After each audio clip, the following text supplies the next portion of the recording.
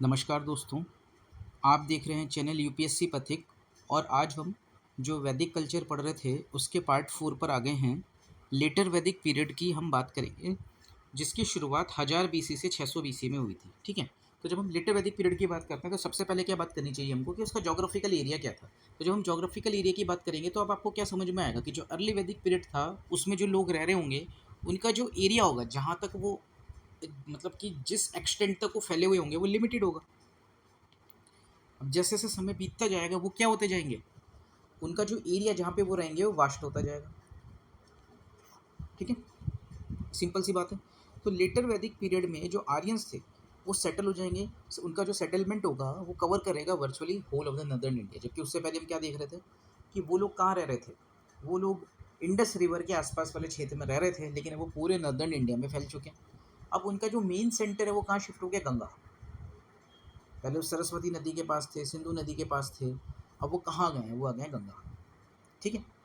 और अब जो दूसरी नदियाँ हैं जिनका मेंशन हमको मिलता है वो है नर्मदा, सदा नीर और चंबल। तो आपको एक चीज़ जो याद रखनी हुई है, सदा नीर का आज का नाम हो गया गंडक। अच्छा, इसमें नाम है देखो सदा नीर, लिखा है सदा नीर। अब इसको याद करना बहुत ईजी है। कैसे ईजी है, सदा का मतलब होता है हमेशा, और नीर का क्या मतलब होता है, पानी। तो सदा नीर क्या हो गया, जिसमें हमेशा पानी रहे। आज के समय में वो गंडक है। और गंडक नदी कौन से स्टेट से बहती है, बिहार से बहती है। कहाँ से आती है, नेपाल से आती है। बिहार में बहती है, नेपाल से आती है। तो नेपाल में क्या होगा, इसका अप स्ट्रीम होगा। बिहार में क्या होगा, इसका डाउन स्ट्रीम होगा। सिंपल सी बात है। ठीक है। अब ये गंडक नदी को लेके वो विवाद भी चल रहा है कि इंडिया और नेपाल की कौन सी जो बॉर्डर है वो कैसे डिसाइड होगा। वो गंडक नदी से डिसाइड होता है एक्चुअली। और बात क्या है, जो गंडक नदी है उसने अपना कोर्स बदल लिया, तो नेपाल क्या कहेगा। अब जो गंडक नदी का कोर्स है उसके हिसाब से इंडिया और नेपाल का बॉर्डर तय करना चाहिए। खैर वो एक अलग इशू है। तो सदा नीर आपको याद रखना है, इंपॉर्टेंट नदी है भाई गंडक। फिर हम बात करते हैं जो एक्सपेंशन था इन लोगों का जो ईस्ट में हुआ है, वो हमको किस में पता चलता है। एक ब्राह्मण है शतपथ ब्राह्मण, उससे पता चलता है how Videha Madhav migrated from the Saraswati river, crossed Sadanira and came to the land of Videha. ठीक है, आज के समय में इसको तिरहुत कहते हैं। अब जो इमरजेंस है जनपद का, कुरु, पांचाल, तुर्वश, क्रिवीज, काशी काशी एक्सेट्रा इन दोआब रीजन वो चालू हो गया। अब दोआब का क्या मतलब होता है, दोआब मतलब होता है दो नदियों के बीच का जो क्षेत्र होता है ना, जो जमीन होती है उसको दोआब कहते हैं। क्यों, क्योंकि आब का मतलब होता है पानी, और दो मतलब तो टू, तो दोआब क्या हो गया, दो पानी के बीच में। तो एक नदी मान लो ये है, एक नदी मान लो ये है, तो इसके बीच का जो एरिया हो जाएगा ये, इसको क्या कह देते हैं, दोआब कह देते हैं। ठीक है। अब जब हम लेटर वैदिक लिटरेचर्स की बात करते हैं तो उनमें विंध्या माउंटेन्स का जिक्र मिलता है। अब ये विंध्या माउंटेन देखो, इसमें लिखा हुआ सदर्न माउंटेन, लेकिन हम जानते हैं कि विंध्य पर्वत जो है वो कहाँ पर है, वो मध्य प्रदेश में। ठीक है। तो मध्य प्रदेश में विंध्य पर्वत मिलता है, जो इनके हिसाब से क्या हो गया, सदर्न एरिया हो गया। ठीक। फिर आता है reference to the territorial divisions, जैसे कि उस टाइम पे जो टेरिटोरियल यानी कि भौगोलिक जो डिविजन्स हुए थे वो कैसे हुए थे। तो वेदों में हम देखें तो एक हमको आर्यवर्त मिलेगा जो नदर्न इंडिया में था, एक सेंट्रल इंडिया में मिलेगा जिसको मध्य देश कह देंगे, और एक साउथ इंडिया में मिलेगा जिसको हम क्या कह देंगे, दक्षिण पथ कह देंगे। सिंपल। फिर हम पॉलिटी की बात करते हैं उस समय की, तो आप खुद सोचो कि पहले की पॉलिटी और अब की पॉलिटी में क्या अंतर आएगा। अब जो होगी राज व्यवस्था, जो राजतंत्र होगा थोड़ा ज़्यादा मजबूत हो जाएगा। पहले छोटे छोटे राजा होते थे, बड़े राजा हो जाएंगे, यानी बिग मोनार्कीज हो जाएंगी। ठीक है, लार्ज किंगडम्स, बड़े साम्राज्य बन गए। Instituted stately cities made their appearance in later Vedic period. अब Taittiriya Brahmana we notice the theory of divine origin of kingship. Taittiriya Brahmana किताब है, उसमें हमने देखा है कि डिवाइन ओरिजिन ऑफ किंगशिप आ गई, यानी कि जो राजा बना है ना उसको दैवी अधिकार मिला है राजा बनने का। देवता चाहते हैं कि वो राजा बने, देवताओं ने उसको राजा बनाया, तो इस तरीके की बातें होंगी। फिर जो गवर्नमेंटल मशीनरी है वो और भी ज़्यादा विस्तारपूर्ण हो जाएगी, इलेबोरेट हो जाएगी than before, as sequel to the growth of the power of the king. Simple सी बात है कि भाई जैसे जैसे समाज आगे बढ़ेगा तो व्यवस्था ऐसी ही तो होगी। पहले इनिशियली राजा बनने चालू हुए थे तो उतने ताकतवर नहीं होंगे, लेकिन जैसे जैसे राज व्यवस्था आगे बढ़ेगी राजा ताकतवर होते जाएंगे। अब राजा ताकतवर होंगे, उसके पास में सरकारी मशीनरी होगी, तो उसका भी तो विस्तार होगा, वो ज़्यादा इलेबोरेट हो जाएगी, विस्तारपूर्ण हो जाएगी कंपेयर टू अर्ली। अब जो सिविल फंक्शनरीज हैं वो जुड़ जाएंगी। Besides the only civil functioning of the Rigvedic people the purohit came into existence. अब इस पहले तो क्या थे, केवल पुरोहित थे, लेकिन अब क्या होगा, अब पुरोहित के अलावा और भी नागरिकों के लिए आपको काम करने होंगे। जैसे कि क्या होगा, नागरिकों से टैक्स लिया जाएगा, उसको कहेंगे भागदूग। मतलब जो टैक्स कलेक्ट करने वाला व्यक्ति होगा वो होगा भागदूग। भागदूग, भाग मतलब क्या होता है, पोर्शन होता है ना, हिस्सा, इसलिए नाम है। और दुघा मतलब जो उसको कलेक्ट करेगा। तो भाग का मतलब यहाँ पे टैक्स है, और दुघ का मतलब यहाँ पे कलेक्शन है। देखो यहाँ लिखा भी। फिर सूत होता है या सारथी होता है। सारथी तो हम सबको ही पता है, सारथी किसको कहते हैं, जो रथ चलाते हैं, उसी को सूत भी कहते हैं। जिसे बार बार कहते थे ना, कर्ण को क्या कहते थे, सूत पुत्र कर्ण। क्यों, क्योंकि कर्ण के पिता क्या थे, कर्ण के पिता थे सारथी, इसलिए सूत हो गया। अब जो इंग्लिश में उसको क्या कहते हैं, चैरिटियर। चैरिटियर मतलब रथ को चलाने वाला। ठीक है, इसी तरीके से और हैं अक्षवाप, आप याद कर सकते हो, कुरियर वर्कर। अब जो मिलिट्री ऑफिशियल्स हैं ऋग्वैदिक टाइम्स के, उनमें सेनानी आ जाते हैं, ग्रामणी आ जाते हैं, ये अभी भी रहेंगे। सेनानी मतलब जो सेना का हेड होगा, ग्रामणी मतलब जो गांव का हेड होगा। और ये दोनों के दोनों क्या करते थे, ये भाई हथियार उठाते थे जब भी ज़रूरत पड़ती थी। अब जो पीरियड था उसमें बिगिनिंग होने जाती है regular system of provincial government. इस तरीके से जो स्थपति है, being interested with the duty of administering outlying areas occupied by the aboriginals, and shatapati being put over a group of 100 villages. इसको देख लेना, इतना कुछ खास नहीं है ये। अब जो इसमें मेन चीज़ है वो है अधिकृत। अधिकृत जो होता था ये विलेज ऑफिशियल होता था, यानी गांव का मुखिया ही एक तरीके से। और उग्र कौन होता था, ये एक प्रकार का पुलिस ऑफिशियल है, जो उपनिषदों में हमको देखने को मिलता है। ठीक है, अब इसमें हम साइड में देख लेते हैं। ये शतपथ ब्राह्मण में 12 प्रकार के रत्निन बताए गए। देखो उसको कोई रत्नी नाश बोल सकता है, कुछ रत्नी नैस बोल सकता है, शब्द क्या होता है वो समझ लो, रत्निन। एस क्यों लगाया है, एस लगाया इसको प्लूरल बनाने के लिए। ठीक है, ठीक, जैसे कि मान लो बहुत सारे गांधी हैं, तो क्या लिख दिया, गांधीज, एस प्लूरल बनाने के लिए बना है। ठीक है, तो पुरोहित कौन होता था, ये प्रीस्ट होता था। अब ये जो इसमें इंपॉर्टेंट शब्द याद रखने का है, महिषी। महिषी रानी को कहते हैं, ये बिल्कुल भी याद रहता नहीं है, ऐसे लिखते हैं इसको हिंदी में, महिषी। तो महिषी कौन है, क्वीन है, रानी है। युवराज तो सबको पता होता है, क्राउन, प्रिंस। सूत सारथी बताया ही आपको कौन होता है। सेनानी पता ही आपको, सेना का अध्यक्ष होगा। ग्रामणी क्या होगा, हेड ऑफ द विलेज हो जाएगा। ठीक है, अब इसमें एक शब्द ये है कष्ट छत, इसको याद करो। गेटमैन है, चैम्बरलेन है। संग्रहित्री नाम से समझ में आ रहा है, जो क्या करेगा, संग्रह करेगा, इकट्ठा करेगा। क्या इकट्ठा करेगा, टैक्स इकट्ठा करेगा। तो ट्रेजरर हो जाएगा ये, मतलब ये टैक्स इकट्ठा करने वाला। सॉरी, टैक्स इकट्ठा नहीं करेगा ये, जो टैक्स इकट्ठा करेगा तो भागदूग है, भागदूग। अब उस टैक्स को इकट्ठा करके कहीं पे संग्रहित करके रखा जाएगा ना, कलेक्ट करके रखा जाएगा, इकट्ठा करके रखा जाएगा। तो जो संग्रहित करके रखेगा उसको, वो क्या हो जाएगा, संग्रहित्री। और इंग्लिश में उसको क्या कहेंगे, ट्रेजरर। इसके लिए जो देसी शब्द चलता है वो क्या चलता है, मतलब जो उर्दू का शब्द ज़्यादा कॉमन है वो खजांची। खजांची आप लोगों में से शायद कुछ ने सुना होगा, खजांची। ठीक है, तो खजांची, संग्रहित्री, ये सब क्या है, ये ट्रेजरर है। भागदूग कलेक्टर ऑफ टैक्स है। अक्षवाप कौन है, ये कुरियर का काम करता है। पलागल क्या है, ये राजा का मित्र है। और गोविकर्त क्या है, ये हेड है फॉरेस्ट डिपार्टमेंट में। तो भाई इसमें जो थोड़े से मुश्किलें याद रखने के वो कौन से हैं, जैसे भागदूग तो कोई भी याद कर लेगा। अक्षवाप हो गया, अक्षवाप जो है वो कुरियर का काम करता है। और पलागल जो है वो फ्रेंड है राजा का। और गोविकर्त जो है वो हेड ऑफ फॉरेस्ट डिपार्टमेंट। देखो अक्षवाप को कैसे याद भी कर सकते हैं, जैसे ज्ञानवाप ही सुना होगा आपने ना, तो उसमें भी वाप ही आ रहा है, ज्ञान आ रहा है। इसी तरीके से अक्षवाप में अक्ष और वाप आ रहा है। अक्ष का मतलब आंखें होता है, आईज। ठीक है, तो उसको हम याद कर सकते हैं कि जो कुरियर वाला है वो, मतलब एक जगह से दूसरी जगह जाता है कुरियर ले लेके, तो उसके लिए आंखें कितनी महत्वपूर्ण होंगी, है ना। मान लो कोई व्यक्ति अंधा है, तो वो कुरियर का काम बहुत आसानी से नहीं कर पाएगा, उसको चिट्ठी भी पढ़नी होगी, या तो उसके लिए सारी व्यवस्था करो कि ब्रेल लिपि में लेके आ रहे हैं, जो पॉसिबल नहीं है। तो अक्षवाप उसको ऐसे याद कर सकते हो आप। ठीक है, फिर पलागल क्या है, पलागल को पागल से याद कर सकते हो, यार अपना दोस्त सबको पागल ही नजर आता है ना, उसके साथ में कैसे ही बात कर सकते हैं, खुले हुए होते हैं हम, तो उससे भी याद करने में आसानी होगी। अब गोविकृत को हम गऊ से याद कर सकते हैं, तो गऊ जो होगी विकृत, विकृत है ये, तो गाय है, जंगल में गाय घूम रही है, ऐसे कुछ करके याद कर सकते हैं। अब बात आती है कि जैसे हमने अर्ली वैदिक पीरियड में देखा था सभा, समिति और विधत, तीन चीज़ें हुआ करती थी। अब लेटर वैदिक पीरियड में जो विधत है ना, वो कम्प्लीटली डिसअपियर हो जाएगा, सभा और समिति अभी भी रहेंगी। ठीक है। अच्छा, एक चीज़ जो और है वो ये है समझने की, जो हम कहते हैं राजा है राजा, और ऊपर अभी हम क्या पढ़ रहे थे कि राजा है, उसके पास में सेनानी होता है, और सेनानी के साथ में ग्रामणी होता है, और दोनों ही मिलिट्री ऑफिशियल हैं। तो कितना अजीब है, कोई सोच सकता है कि भाई ग्रामणी जो है वो मिलिट्री ऑफिशियल क्यों है। तो आपको ये बात समझनी होगी, ऋग्वैदिक पीरियड चाहे अर्ली हो चाहे लेटर हो, उस समय पर आपके पास में स्टैंडिंग आर्मी नहीं होती थी, यानी राजा जो होता था was not having the standing army. इस वजह से आप देखोगे जो ग्रामणी है, जो हेड ऑफ द विलेज हैं, मिलिट्री ऑफिशियल्स ऋग्वैदिक टाइम्स के, कंटिन्यू टू फंक्शन। ये लोग भी सेना की तरह काम करेंगे जब आवश्यकता पड़ जाएगी।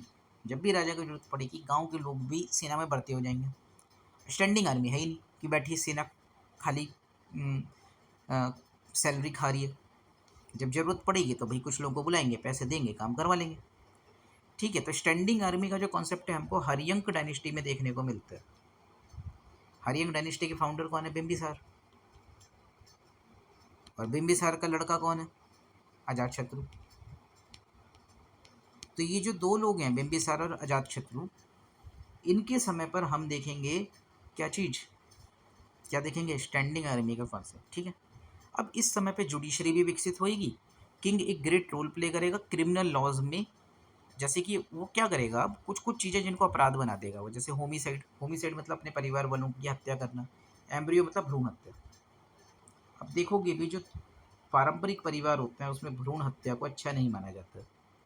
ठीक है। कहते हैं कि भाई पाप लगेगा, किसी नए जीवन को यदि आप नष्ट करते हो तो पाप लगेगा, ऐसी बात बोलते हैं। हालांकि अब उसके ऊपर भी लेफ्ट विंग और राइट विंग चलता है। अगर लेफ्ट विंग की हम बात करें तो लेफ्ट विंग क्या कहेगा? वो कहेगा भ्रूण हत्या, एम्ब्रियो किलिंग में कोई बुराई नहीं है, क्योंकि वो उस पर एक दूसरा नैरेटिव देते हैं, right of the women versus right of the unborn child. तो कहते हैं जो अनबॉर्न चाइल्ड है ना, उसके अधिकार उतने नहीं होने चाहिए जितने वुमेन के हैं। वुमेन वर्सेस अनबॉर्न चाइल्ड में वुमेन ऊपर रहेगी, तो उसको वो महिला वर्सेस बच्चा बना देते हैं, और उसमें क्या कहते हैं, इसको अधिकार दो और अबॉर्शन राइट्स होने चाहिए। लेकिन अगर हम पारंपरिक समाजों में देखेंगे तो किसी भी नए जीवन की जो शुरुआत हो गई है उसको मारना कभी भी अच्छा नहीं समझा जाता। और ऐसे ही वैदिक काल में भी क्या था, जो किलिंग थी एम्ब्रियो की, या होमिसाइड था, या किसी ब्राह्मण की जो हत्या थी, इन पर्टिकुलर स्टीलिंग ऑफ गोल्ड, सोना चुरा लेना, सुरा पीना, इनको सीरियस क्राइम माना जाता था। और जो ट्रेजन है, ट्रेजन मतलब होता है देशद्रोह। ठीक है। ये कैपिटल ऑफेंस था, यानी इसके लिए मृत्यु दंड मिलता था, डेथ पेनल्टी थी इसके लिए। अब आप ये भी समझ लो, एक शब्द होता है ट्रेजन और एक शब्द होता है सेडिशन, तो दोनों में अंतर होता है। जैसे आपने कन्हैया कुमार का नाम सुना होगा, लोग कह देते थे कन्हैया कुमार के ऊपर देशद्रोह के आरोप लगे, लेकिन अगर आप ध्यान से देखोगे तो कन्हैया कुमार के ऊपर देशद्रोह के आरोप लगे ही नहीं है, क्योंकि कन्हैया कुमार के ऊपर सेडिशन लगा है, ट्रेजन नहीं लगा। ट्रेजन होता है देशद्रोह, इसमें तो फांसी तक की सजा हो सकती है, मृत्युदंड की। लेकिन सेडिशन का मतलब ये होता है सरकार के खिलाफ में लोगों को भड़काना। तो ये भी अपने आप में कंट्रोवर्सी वाली बात थी कि अगर कन्हैया कुमार पे जो आरोप लगे थे वो नारे लगाने के, तो वो सेडिशन के दायरे में आते ही नहीं हैं, वो तो ट्रेजन में आते हैं। खैर, ठीक है। फिर हम आगे बढ़ते हैं और किसकी बात करते हैं? सोसाइटी की बात करते हैं। तो as the time passed by yajna, as the time passed by, जैसे जैसे समय बीतता गया, यज्ञ और इलेबोरेट होते गए और ये कॉम्प्लिकेटेड सेरेमोनियल्स होती गई, leading to the emergence of the learned known as Brahman. अब जो ब्राह्मण होगा वो क्या करेगा? यज्ञ करवाएगा। एंड क्योंकि जो आर्यंस थे वो ईस्ट में, साउथ में, हर जगह फैल रहे थे, और क्षत्रिय जो हैं वो टेरिटरीज को एक्वायर करते जा रहे थे, तो remaining Aryan formed a separate class जिनको हम वैश्य कहते हैं। और उसके अलावा एक वर्ड चला था, ये वैश्य शब्द बना है विश से। विश का मतलब होता है लोग। और वैसे तो बहुत सारी थ्योरीज हैं, जैसे कि हम वैश्य कम्युनिटी के लोगों को बनिया भी कहते हैं। तो बनिया शब्द कैसे बना है? वणिक से बना है। वणिक क्या करता है? वणिक करता है वाणिज्य। वाणिज्य मतलब व्यापार। अब आपको तो पता ही है, वा का बा होने में कितना समय लगता है, अणा का ना होने में कितना समय लगता है। तो उस तरीके से धीमे धीमे हो गया, बनिया बन गया होगा। ठीक है। अब जो नॉन आर्यन है फॉर्म द फोर्थ क्लास, जिनको हम शूद्र कहते हैं। नेवरदलेस ये जो डिवीज़न था बहुत ज़्यादा रिजिड नहीं था। इंस्टीट्यूशन ऑफ गोत्र जो है वो भी लेटर वैदिक पीरियड में आने लग गया था। गोत्र का मतलब क्या होता है कि कौन किस सरनेम का है। जैसे कि मान लो किसी का सरनेम गर्ग है, तो उसकी जो शादी होगी अपने गोत्र यानी गर्ग में नहीं होगी। क्यों? क्योंकि उससे जो समस्या आती है उसको हम क्या कहते हैं, इन ब्रीडिंग डिप्रेशन। सुना होगा इसके बारे में, नहीं सुना है तो गूगल कर लेना, इन ब्रीडिंग डिप्रेशन क्या होता है। तो ये सब किससे तय होता है, गोत्र से तय होता है। ठीक है। इसी तरीके से अगर मैं एक और एग्जाम्पल दूँ, किसी का गोत्र है शर्मा, तो उसकी शादी किस में हो जाएगी, शुक्ला में हो जाएगी, मिश्रा में हो जाएगी, लेकिन किस में नहीं होगी, शर्मा में नहीं होगी, क्योंकि ये इनका सेम गोत्र है। शर्मा, शुक्ला, मिश्रा, इनकी जाति सेम है। तीनों के तीनों क्या है, जाति से ब्राह्मण है, पंडित है। ठीक है, 1 2 3। ठीक, शर्मा, शुक्ला, मिश्रा, लेकिन ये क्या इनका गोत्र सेम नहीं है और एक ही गोत्र में शादी नहीं होती। तो शर्मा की शादी शुक्ला से हो सकती है, मिश्रा से हो सकती है, शर्मा की शर्मा से नहीं होगी, क्योंकि it leads to inbreeding depression. अभी इन ब्रीडिंग डिप्रेशन क्या होता है, गूगल करना और कमेंट बॉक्स में लिखना। ठीक है। तो इस तरीके से हमने गोत्र भी समझ लिया। फिर हम बात करते हैं जो हायर कास्ट थी वो लोअर कास्ट से मैरिज कर सकती थी, लेकिन marriage with the Shudras was not permitted. ठीक है। और फिर हम बात करते हैं कि जो 4 आश्रम हैं उनका कॉन्सेप्ट भी आ चुका था। जैसे सबसे पहले कौन सा होता है, ब्रह्मचर्य होता है, फिर गृहस्थ आश्रम होता है, फिर वानप्रस्थ होता है और फिर संन्यास होता है। जैसे आप लोग जितने भी पढ़ाई कर रहे हो अभी, सारे के सारे कौन से आश्रम में हो, ज़्यादातर ब्रह्मचर्य आश्रम में ही हो। कुछ की शादी हो गई होगी शायद तो वो गृहस्थ में आ गए होंगे, वरना सारे के सारे ब्रह्मचर्य में ही हो। उसके बाद गृहस्थ में जाओगे, फिर वानप्रस्थ होगा और फिर संन्यास हो जाएगा। अब ये सारी चीज़ें किस में लिखी हैं, इन 4 आश्रमों के बारे में वो लिखा है जबल उपनिषद में। अब जबल उपनिषद पड़ा है नाम जबाली के नाम पर। जबाली एक व्यक्ति था, बच्चा था छोटा, जिसकी माँ जो है उस टाइम पर प्रोस्टिट्यूट थी। ठीक है।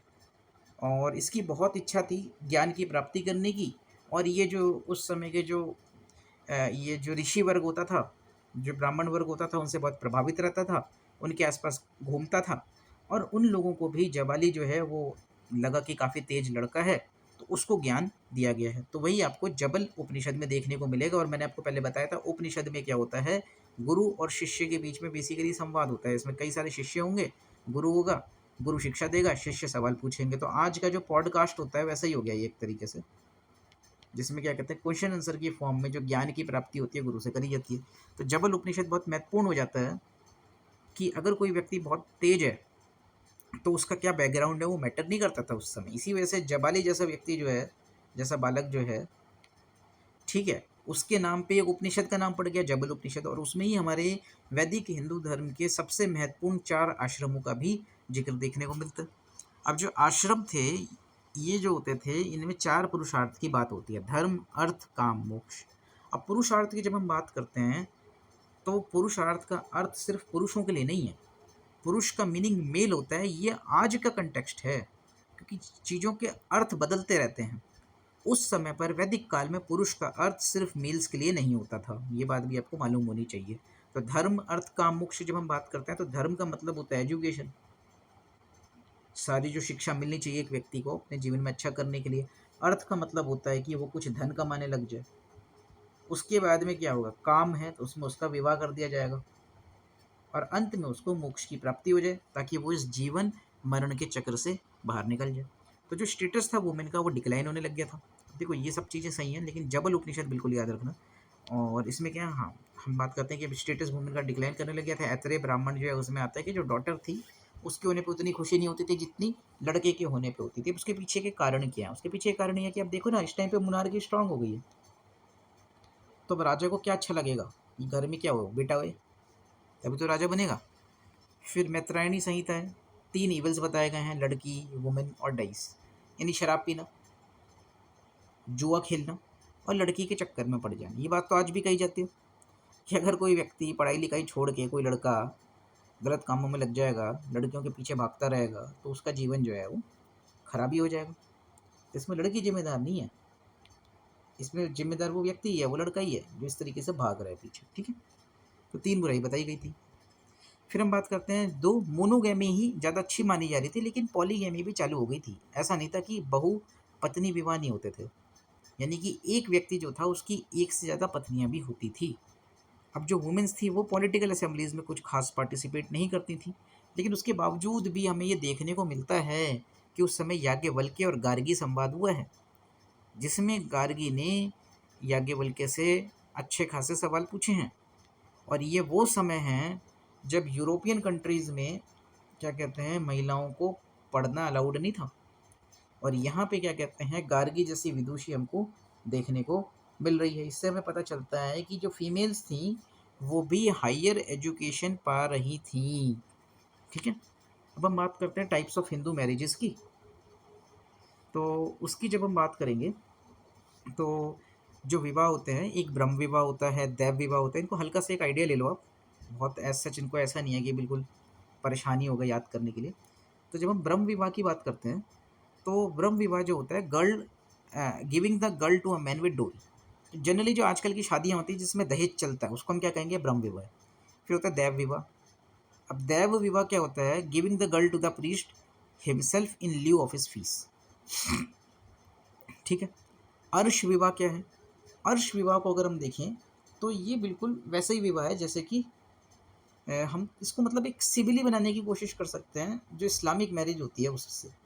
कैसे, मतलब इस्लामिक मैरिज से कैसे एक सिमिली बन सकती है। ये नॉट सीइंग कि दोनों सेम ही हैं, लेकिन सिमिली ऐसे बनती है कि इस्लामिक शादी में क्या होता है, जब लड़की की शादी होती है और वो लड़के के घर जाती है तो लड़के वाले लड़की के बाप को दहेज देते हैं। यानी कि लड़का क्या करेगा, लड़की के पिता को पैसा देगा और लड़की को शादी करके अपने घर ले जाएगा। तो उस चीज़ को कहते हैं ब्राइड प्राइस, कि उसने लड़की की बोली लगाई है, एक तरीके से दुल्हन की कीमत लगाई, दुल्हन को खरीद लिया उसने, ऐसा बोलते हैं। तो उसी तरीके से जो कॉन्सेप्ट इस्लामिक कॉन्सेप्ट है मैरिज का, वही अर्श विवाह है। ठीक है, giving the girl to a man after accepting a bride price. ठीक है, फिर प्रजापत्य विवाह होता है, giving the girl to a man without demanding the bride price. Simple. Gandharva विवाह क्या है, ये उस टाइम पे लव मैरिज होती थी। असुर विवाह क्या होता था, कोई लड़की आपने खरीद ली और उससे शादी कर ली। राक्षस विवाह क्या होता था, marriage with the daughter of a defeated king. एक राजा है वो हार गया, हारे हुए राजा की पुत्री से विवाह, या फिर एक ऐसी लड़की जिसको किडनैप कर लिया गया था उसका विवाह। फिर होता है पिशाच विवाह। पिशाच विवाह क्या होता है, इसमें होता है कि मान लो कोई व्यक्ति है, उसने किसी लड़की के साथ में दुष्कर्म किया, रेप किया, और जो फैसला है वो ये आया कि इस लड़की की इसी दुष्कर्मी के साथ में वो क्या करवा दो, शादी करवा दो। तो इसको कहते हैं पिशाच विवाह। ये सबसे खराब विवाह माना जाएगा, तभी तो उसका नाम रखा है पिशाच विवाह या पिशाच विवाह। ठीक है, आजकल भी आपने देखा होगा, कुछ साल पहले भी एक केस आया था जिसमें किसी हाई कोर्ट ने ऐसा बोल दिया था कि जो लड़की के साथ में गलत काम करने वाला व्यक्ति था, लड़की को ऑप्शन दिया गया था कि क्या तुम उसके साथ में शादी करना चाहोगी, क्योंकि उसको अपनी गलती का एहसास हो गया। तो it is a very humiliating thing कि इस तरीके की चीज़ें आज भी चलती हैं। तो यही जो विवाह है इसको हम कहते हैं पिशाच विवाह। ठीक है, अब इसमें जो चीज़ आती है वो अनुलोम विवाह आता है और प्रतिलोम विवाह होता है। तो ये बहुत इंपॉर्टेंट है, ये आपको अच्छे से याद होना चाहिए। जैसे मान लो कोई व्यक्ति है, हम्म, उसका सरनेम है शर्मा। ठीक है, ये लड़का है, बॉय है, इसका सरनेम है शर्मा। अब जो गर्ल है उसका सरनेम है गुप्ता। तो अगर हम देखें, जो शर्मा है वो कास्ट हायरार्की में ऊपर आते हैं, किससे, गुप्ता से। तो अब जब शर्मा जो है लड़का, वो गुप्ता लड़की से शादी करेगा तो लड़की का सरनेम भी शर्मा हो जाएगा, है ना। तो यानी कि जो लड़की है उसकी जो कास्ट हो गई वो क्या हो गई, अपग्रेड हो गई। तो ऐसी शादी अलाउड होगी, कोई दिक्कत नहीं है। लेकिन अगर मान लो जो बॉय है वो है गुप्ता, ठीक है, और जो लड़की है, गर्ल है, वो क्या है, वो है शर्मा। अब जब ये लड़की, शर्मा लड़की, गुप्ता के घर में आएगी तो ये लड़की क्या बन जाएगी, गुप्ता बन जाएगी। यानी इस लड़की की जो कास्ट है वो अपग्रेड होने की बजाय क्या हो गई, डाउनग्रेड हो गई। तो जो ऐसी शादी होगी इसको अच्छा नहीं माना जाएगा। ठीक है, तो यानी कि एक ऐसी शादी जिसमें जो लड़की है अपने से लोअर कास्ट के घर में जाती है, उस शादी को हम कहते हैं प्रतिलोम विवाह। प्रतिलोम विवाह। तो प्रतिलोम विवाह में क्या हो रहा है, शर्मा लड़की यानी कि एक अपर कास्ट की लड़की गुप्ता के घर यानी कि लोअर कास्ट, उससे हायरार्की में लोअर कास्ट के घर जा रही है, तो दैट इज प्रतिलोम विवाह। और जो विवाह अच्छा नहीं माना जाता था, इसको कहते थे कि अलाउड नहीं है। लेकिन जब हम अनुलोम विवाह की बात करते हैं, उसमें क्या होगा, उसमें शर्मा लड़का से गुप्ता लड़की की मान लो शादी हो रही है, तो वो है अनुलोम विवाह, और उस प्रकार की शादियाँ अलाउड थी। ठीक है। अब हम बात करते हैं कि उस टाइम पे 16 संस्कार हुआ करते थे। अब भाई 16 संस्कार तो आज के टाइम पे उतने महत्वपूर्ण रह नहीं गए हैं, बस आपको पता होना चाहिए कि यहाँ 16 संस्कार होते थे। अब उसमें से जो इंपॉर्टेंट संस्कार है वो आप देख सकते हो, एक नामकरण संस्कार देख लो, एक जो होता है वो कौन सा संस्कार होता था, विद्यारंभ, विद्या का आरंभ करने पर। उपनयन संस्कार, ये जनेऊ वाला संस्कार होता था, ये भी लगभग खत्म हो चुका है। वेदारंभ, वेद भी पढ़े नहीं जाते आजकल। तो अब हमें जो संस्कार पता होते हैं, एक हमें नामकरण संस्कार पता होता है, एक विवाह संस्कार पता होता है, और एक अंत्येष्टि। यही 3 संस्कार बहुत महत्वपूर्ण रह गए हैं। और कुछ कुछ घरों में 9th नंबर पे जो कर्ण छेदन संस्कार है वो भी होता है।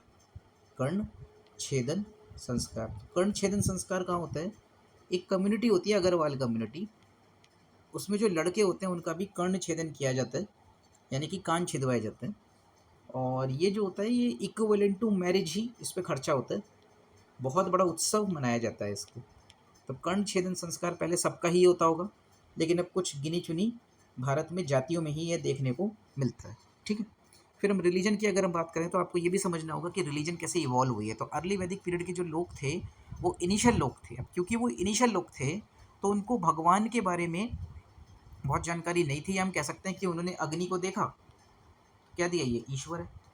उन्होंने देखा कि बारिश हो रही है, तो उन्होंने सोचा कौन बारिश करवाता है, इंद्रदेव करवाते हैं, तो इंद्र क्या हो गए, ये भी देवता हो गए। इसी तरीके से वरुण देवता हो गए। लेकिन जैसे जैसे समय बीतेगा, वैसे वैसे लोगों को क्या कहते हैं, कुछ चीज़ें समझ में आएंगी। तो देखो, जैसे जैसे साइंस आगे बढ़ती है ना, साइंस में तरक्की होती है, वैसे वैसे जो रिलीजन का रोल होता है वो घटता चला जाता है। तो साइंस की प्रोग्रेस हुई, रिलीजन का रोल घट गया। तो जैसे वो आगे बढ़े होंगे, उनको समझ में आया क्या, कि भाई जो अग्नि है ना, उसमें देवता का कोई रोल नहीं है, इसके पीछे तो कुछ विज्ञान छुपा है। तो उसके बाद में उनको समझ में आया कि बारिश के पीछे तो विज्ञान छुपा है। तो वो ये सोचेंगे कि कौन व्यक्ति है जिसने इस अग्नि को बनाया होगा, कौन व्यक्ति है जो ये बारिश करवाता होगा, कौन से भगवान होंगे। तो कोई ऐसी पावर रही होगी जिसने सृष्टि को क्या किया है, उसका निर्माण किया है, क्रिएटर है। कोई पावर ऐसी होगी जो डिस्ट्रॉयर होगी, और कोई पावर ऐसी होगी जो क्या होगी, पेट्रॉन करेगी, यानी पालनहार होगी। तो क्रिएटर कौन, ब्रह्मा जी, पालनहार कौन, विष्णु जी, डिस्ट्रॉयर कौन, रुद्र या फिर प्रजापति। तो इस तरीके से जो भगवान है हिंदू धर्म में, जो भगवान का कॉन्सेप्ट है उसका इवोल्यूशन हो रहा है। इसका मतलब ये नहीं है कि उन्होंने इंद्र को भगवान मानना बंद कर दिया, लेकिन इंद्र जो है वो क्या हो गए, अब साइड लाइन हो गए। क्यों, क्योंकि अब इवोल्यूशन की प्रक्रिया में, हिंदू धर्म की इवोल्यूशन की प्रक्रिया में नए भगवान आ चुके हैं। ठीक है। तो यही इसमें लिखा हुआ है कि इंद्र, अग्नि, ये रेलीगेट हो गए, बैकग्राउंड में चले गए, जबकि प्रजापति, ब्रह्मा, विष्णु, रुद्र, ये जो हैं, रुद्र को हम शिव और महेश भी कहते हैं, ये प्रोमिनेंट हो गए। महेश भी शब्द कैसे बना देख लो, महा प्लस ईश, ईश का मतलब भगवान और महा मतलब बड़ा, तो बड़े भगवान को क्या कह देंगे, महेश कह देंगे। ठीक है। फिर हम बात करते हैं पूषण क्या है। पूषण जो है, हमने पहले भी देखा था कि ये क्या करते थे, कैटल्स की रक्षा करते थे वैदिक पीरियड में। अब ये शूद्रों के भगवान हो गए। वृहद अरण्यक जो है, ये पहला वर्क था to give the doctrine of transmigration, यानी इसमें बेसिकली बात क्या हो रही है कि किस तरीके से पुनर्जन्म होता है, कर्म किस तरीके से एक रोल प्ले करता है। आपको सबको पता ही है कि भाई कर्म का सिद्धांत चलता है हिंदू धर्म में, कि अगर कोई व्यक्ति अच्छे कर्म करेगा तो अगले जन्म में उसको अच्छा अच्छा रूप मिलेगा, उसके साथ अच्छा अच्छा होगा। लेकिन अगर कोई बुरे कर्म करेगा तो पुनर्जन्म होने के बाद में उसके साथ में बुरा होगा। लेकिन अगर कोई व्यक्ति इसको बैलेंस कर लेता है कि उसके अच्छे और बुरे कर्म नलीफाई हो जाते हैं, तो उसको मोक्ष की प्राप्ति हो जाती है। यानी कि जो लाइफ साइकिल है जीवन और मरण की, लाइफ एंड डेथ की, उससे वो मुक्त हो जाएगा। तो इस तरीके की सारी बातें होने लग गई। लिखा है इसमें पुनर्जन्म, संसार चक्र, डीड्स, डीड्स मतलब कर्म। तो early simple ceremonial of Rigvedic people, Rigvedic period have gave place to elaborate sacrifices requiring the services of as many as 17 priests। अब क्या होगा, अब यहाँ पे जो यज्ञ भी होंगे ना, वो भी थोड़े से जटिल हो जाएंगे। तो यज्ञ की भी वैरायटीज आ गई। सेक्रीफाइस मतलब यज्ञ होता है, एक होता है लघु यज्ञ, ये यज्ञ लिखते हैं, लेकिन ये शब्द जो होता है वो यज्ञ ही होता है। ये लिखने का तरीका होता है, उसके पीछे की भी साइंस होती है कि यज्ञ क्यों लिखते हैं, क्योंकि उसके लिए कुछ ऐसा बनता है, वो आप छोड़ो, इतनी ज़रूरत नहीं है। तो लघु यज्ञ की अगर हम बात करते हैं, सिंपल सेक्रीफाइस है परफॉर्म बाई हाउस होल्डर, नहीं घर के लोग कर लेते हैं। अग्निहोत्र हमने पढ़ा ही था, अग्निहोत्र कौन होता है, जो ऋग्वेद का ज्ञाता होता है। दर्श यज्ञ हो गया, Amavasya on the last day of the dark fortnight, उसमें हो जाता है। फिर हम महायज्ञ की जब बात करते हैं तो ये तो ग्रैंड सेक्रीफाइस होता है। तो sacrifice that could only be undertaken by aristocratic and wealthy man in the king. जैसे राजसूय यज्ञ होता है, राजसूय यज्ञ जो होता है ये बहुत बड़ा यज्ञ होता है। और राजसूय यज्ञ कब होता है, जब किसी का क्या होता है, अभिषेक होता है, यानी कि वो क्या होता है, उसका कोरोनेशन होता है। वो नया नया कोई व्यक्ति जब राजा बनता है, कोरोनेशन जब होता है किसी का, तब राजसूय यज्ञ होता है। वाजपेयी यज्ञ में क्या होता है, पेय का मतलब क्या होता है, ड्रिंक, कहते हैं ना पेयजल, पीने का पानी। वाज का मतलब होता है फूड। तो वाजपेयी यज्ञ में क्या होगा, इसमें लोगों को फीस्ट कराया जाएगा, भोजन कराया जाएगा और ड्रिंक दी जाएगी, ठीक है। तो इस तरीके से चलता है वाजपेयी यज्ञ। और ये उस टाइम का हम कह सकते हैं कि हमारा स्पोर्ट्स भी इसमें इन्वॉल्व होता था। फिर हम जब अश्वमेध यज्ञ की बात करते हैं, तो अश्वमेध यज्ञ तो सबको पता ही होता है, जिसमें क्या होता है, एक राजा जो होता है जिसको छत्रपति बनना होता है, बड़े एरिया का राजा बनना होता है, वो अपना घोड़ा छोड़ देता है। और जो घोड़ा है अलग अलग राज्यों से होकर गुजरता है, और कोई भी राजा जो इस घोड़े को पकड़ लेता है, वो जो राजा अश्वमेध यज्ञ करवा रहा है उसको चैलेंज के तौर पे देखा जाता है और उन दोनों के बीच में युद्ध होता है। तो इस तरीके से जो ये राजा होता है जो अश्वमेध यज्ञ करवा रहा है, यदि इसका घोड़ा सारी जगह घूम के वापस आ जाता है और बीच बीच जगह जहाँ पे इसको रोका गया उनको ये हरा देता है, तो ये बड़ा राजा बन जाएगा। फिर ये अग्निष्टोम यज्ञ भी होता है, इसको आप देख लेना, नॉट वेरी इंपॉर्टेंट यज्ञ। फिर हम बात करें towards the end of the Vedic period, emergence होने लगे था स्ट्रॉन्ग रिएक्शन का against cults, rituals, priestly domination, reflection of his mood is found in the operation, ठीक है। तो ये भी हमें देखने को मिलता है। इकोनॉमी कैसी थी, अब एग्रीकल्चर जो है begin to replace rearing of cattle. ऐसा क्यों हो रहा है, इस चीज़ को समझो आप, कि पहले क्या होता था, जो एनिमल रियरिंग थी, पशुपालन था, वो ज़्यादा महत्वपूर्ण था, लेकिन अब खेती पहले नंबर पर आ गया, पशुपालन दूसरे पे चला गया। क्यों, क्योंकि लेटर वैदिक पीरियड में आयरन का आविष्कार हो गया, अब लोहे का आविष्कार हो गया है, तो अब क्या होगा, खेतों में जो जुताई होगी, जो प्लोइंग होगी, वो बेटर हो जाएगी। तो इस वजह से जो एग्रीकल्चर होगा वो ज़्यादा महत्वपूर्ण हो जाएगा, और जो एनिमल रियरिंग होगी वो सेकेंड ऑक्यूपेशन बन जाएगी। अब यहाँ पे rice, barley, beans, sesamum, wheat सभी कुछ कल्टीवेट होता है। Production of goods advanced as indicated by new occupations like fisherman, washerman, dyer, store keepers, footman, नए नए ऑक्यूपेशंस आने लगे। Indicating specialization, distinction was drawn between the chariot makers and the carpenter and the tanner and the hairdresser, ठीक है। ये कुछ basic सी चीज़ें हैं। अब इसमें क्या होता है, जो ओर होती है उसके लिए एक शब्द चलता है अयास, ठीक। Considerable advance was made in the knowledge of metals, metals की नॉलेज में खूब ज़्यादा एडवांसमेंट हो गया। Mention of tin, silver, iron was made apart from gold and अयस, इधर कॉपर और iron in the Rigveda. Evidence was there regarding the organisation of merchants into guilds, उनको क्या कहते हैं, श्रेष्ठी कहते हैं, because of the reference to corporation, जो गण थे, और एल्डरमैन जो श्रेष्ठिन होते हैं। अब पेंटेड ग्रे वेयर कल्चर था, यानी कि जो हमको बर्तन मिलते हैं वो printed grey ware, grey colour में पेंटेड हमको देखने को मिलते हैं। तो इस तरीके से हमने लेटर वैदिक पीरियड को भी पढ़ लिया, और आई होप आपको समझ में भी आया होगा। तो प्लीज़ वीडियो पे आप लोग कमेंट करें, आपको कोई भी डाउट है तो आप वहाँ पे पूछ सकते हो, और आप कोई सजेशन देना चाहते हो तो it is that suggestion is most welcome. और आप प्लीज़ चैनल को सब्सक्राइब ज़रूर करो, और सब्सक्राइब में वो घंटी के ऊपर क्लिक करके आप बेल नोटिफिकेशन को भी मतलब चालू कर सकते हो, ताकि कोई भी नया वीडियो आए तो आपको तुरंत इन्फॉर्मेशन मिले, ठीक है। Thank you for watching the video.